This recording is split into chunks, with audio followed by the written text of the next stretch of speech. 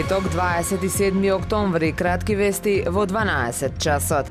Македонија има голем потенцијал за економски развој и сега е моментот кога треба да се позиционира како пазар, вели во интервју за Дојче Веле директорката на германската стопанска комора Антје Ванделт. Потенцира дека кога ја стартуваше својата инвестиција во Охрид, планот на Костал беше да се вработат максимално 800, за сега да се вработени 1000 лица. Со почетокот на војната во Украина пак, одава во Охрид преседе голем дел од производството и отвори уште 300 работни места. Следната недела во Скопје започнува вториот Субекс. Целта на овој настан е Западен Балкан уште поинтензивно да го позиционираме како пазар за инвестирање, но и да ги поврземе компаниите добавувачи од Македонија и регионот со компании купувачи од Германија, други држави на Европската унија и регионот, вели директорката на германската стопанска комора.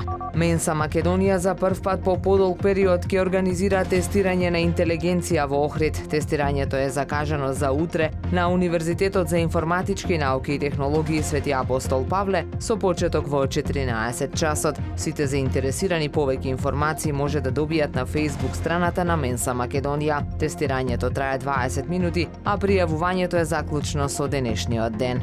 Охридските кошаркари утре ги продолжуваат надпреварите во првата македонска лига. Во рамки на петтото коло гостуваат во Битола кај екипата на Пелистер. Надпреварот е со почеток во 18 часот и 30 минути. Во досегашниот тек на надпреварите охриѓани имаат 3 порази и 1 победа.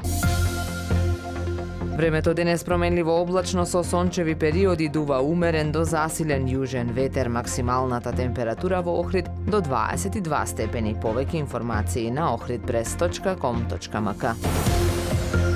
Уредник и водител на вестите Даниела Спасик. Технички реализатор Реджеп Селман.